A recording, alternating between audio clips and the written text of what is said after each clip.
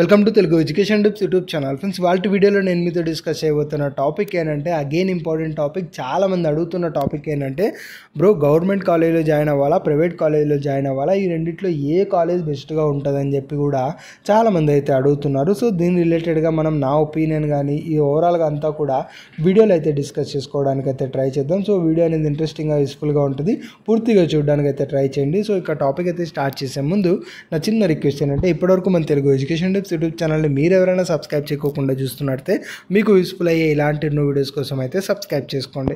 Friends, ఇక టాపిక్లోకి వచ్చేసినట్టయితే మెయిన్గా గవర్నమెంట్ పాలిటెక్నిక్ కాలేజ్ అలానే private polytechnic college which one is best అన్నది మనం మాట్లాడుకుందాం. ఫ్రెండ్స్, ఇక్కడ విచ్ వన్ ఈజ్ బెస్ట్ అంటే ఇప్పుడు మనం జనరల్గా చూసేదాన్ని బట్టి ఇది మారిపోతూ ఉంటుంది.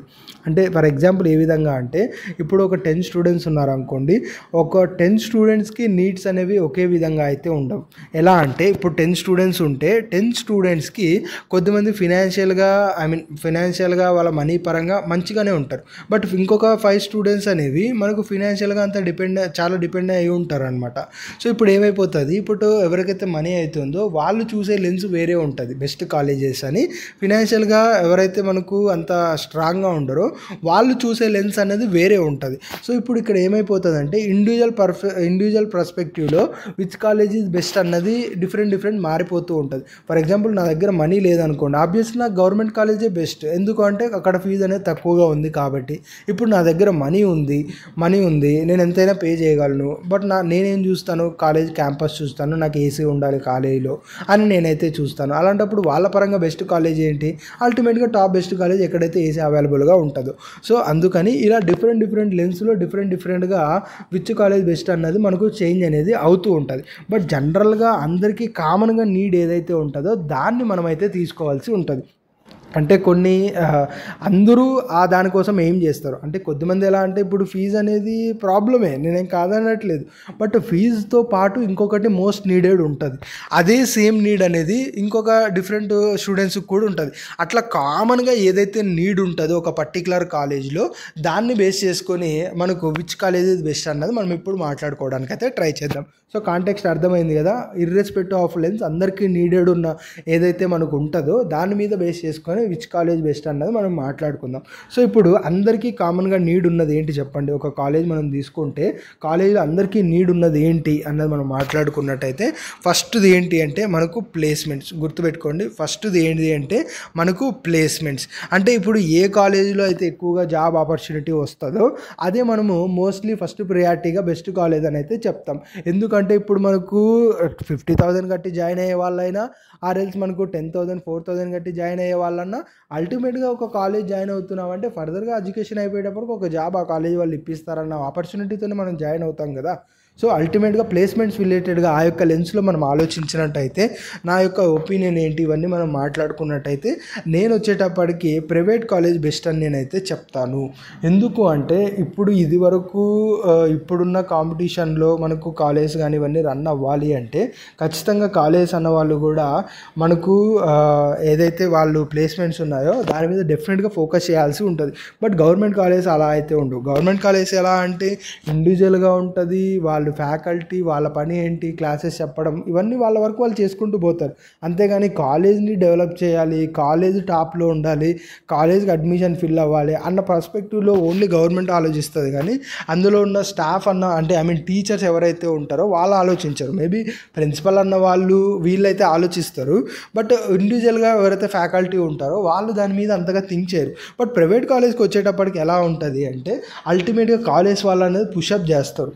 ఫ్యాకల్టీకి కానీ టీచర్స్కి కానీ ఇంకొక ఎవరికన్నా కానీ వాళ్ళు ఏం చేస్తారంటే పుష్ చేస్తారు. అలా పుష్ చేసినప్పుడు ఏంటంటే మనకు మల్టిపుల్ పీపుల్ నుంచి మల్టిపుల్ నెట్వర్క్ వచ్చినప్పుడు ఖచ్చితంగా ఆ యొక్క కాలేజ్కి మనకు ఏదైతే ప్లేస్మెంట్స్ ఉన్నాయో అవి రావడానికి ఛాన్సెస్ అనేవి ఎక్కువగా ఉంటాయి. ఇది చిన్న ప్లేస్మెంట్ వస్తుందా, పెద్ద ప్లేస్మెంట్ వస్తుందా, మనకు తక్కువ శాలరీనా ఎక్కువ శాలరీనా పక్కన పెట్టేస్తే అట్లీస్ట్ మనకు ప్లేస్మెంట్ రావడానికి ఇప్పుడున్న స్కోప్లో ఇప్పుడున్న సిచ్యువేషన్లో చూసుకున్నట్టయితే ప్రైవేట్ కాలేజ్ వాళ్ళు ఎక్కువగా యొక్క ప్లేస్మెంట్ తీసుకురావడానికి ఛాన్సెస్ అయితే ఉన్నాయి. కాబట్టి ఆ లెన్స్లో ఆలోచించినప్పుడు నాకైతే ఖచ్చితంగా ప్రైవేట్ కాలేజ్ బెస్ట్గా అయితే అనిపిస్తున్నాయి. సో ఎవరన్నా ప్లేస్మెంట్స్ రిలేటెడ్గా కామన్ లెన్స్ కాబట్టి ప్లేస్మెంట్స్ రిలేటెడ్గా చూస్తున్నట్టయితే ప్లేస్మెంట్సే నాకు ఇంపార్టెంట్ అని చూసుకున్నట్టయితే ప్రైవేట్ కాలేజ్ అయితే ది బెస్ట్గా ఉన్నాయని చెప్పి నేను అనుకుంటున్నా. ఎందుకు ది బెస్ట్గా అయ్యాయన్నది గమనించినా కూడా ఇప్పుడున్న కాంపిటీషన్లో ఒక స్టూడెంట్ జాయిన్ అవ్వాలి అంటే ఎక్కడైతే జాబ్ ఆపర్చునిటీ వస్తుందో అక్కడే జాయిన్ అవుతారు. ఎగ్జాంపుల్ మీరు ఒక కోచింగ్ సెంటర్ తీసుకోండి, ఆర్ఎల్స్ ఒక ఏదన్నా మనకు ట్రైనింగ్ సెంటర్ తీసుకోండి. ఈ ట్రైనింగ్ అయ్యాక నీకు జాబ్ ఇప్పిస్తాము అంటేనే ఎవరన్నా జాయిన్ అవుతారు. ఈ ట్రైనింగ్ మేము ఇస్తాము, జాబ్ ఇస్తామో లేదో నాకు కన్ఫామ్గా చెప్పలేమని అంటే ఎవరన్నా జాయిన్ అవుతారా? మనకు బేసిక్గా ఆలోచించండి. సో అల్టిమేట్గా ఎక్కడైతే జాబ్ ఆపర్చునిటీస్ ఎక్కువ వస్తాయో అక్కడే జాయిన్ అవుతారు. ఉన్న సిచ్యువేషన్స్లో ఎక్కడ జాబ్ ఆపర్చునిటీస్ రావడానికి ఛాన్స్ ఉంది అంటే నాకు తెలిసినంత వరకు ప్రైవేట్ కాలేజ్ వాళ్ళు అల్టిమేట్గా ట్రై చేస్తారు కాబట్టి అట్లీస్ట్ 1 or 2 అన్న రావడానికి ఛాన్స్ ఉంది కాబట్టి అక్కడే టాప్లో ఉందని చెప్పి నేను అనుకుంటున్నా. సో ప్రైవేట్ కాలేజ్ ఈ దృష్టిలో నాకైతే బెస్ట్ అనిపిస్తుంది. ఇక రెండవది ఏంటి అంటే ఫినాన్షియల్గా ఇది కూడా మనకు డిపెండెన్సీనే. బట్ చాలామందికి ఇప్పుడు అందరికీ మోస్ట్లీ ఇన్కమ్ అయితే సిమిలర్గానే ఉన్నాయి. సో అలాంటి కేసెస్లో అయినా ఇంకా కొద్దిమంది పూర్గా ఉంటారు కాబట్టి వాళ్ళని దృష్టిలో పెట్టుకొని మాట్లాడుకున్న గవర్నమెంట్ కాలేజ్ ది బెస్ట్గా ఉంటుంది. ఎందుకంటే హాస్టల్ ఫీజెస్ కావచ్చు, లేదు అంటే మనకు అందులో ఉన్న ఫెసిలిటీస్ కావచ్చు, ఫీజెస్ కావచ్చు, ఇవన్నీ కూడా కొంచెం మినిమల్గానే ఉంటాయి. ఏదో 4,500 రూపీస్ ఫీజు పర్ ఇయర్ అంటే 4,700 రూపీస్ మనకు పర్ ఇయర్ ఫీజు అంటే అసలు ఇది నెగ్లిజిబుల్ చెప్పాలంటే ఎవరికైనా కూడా.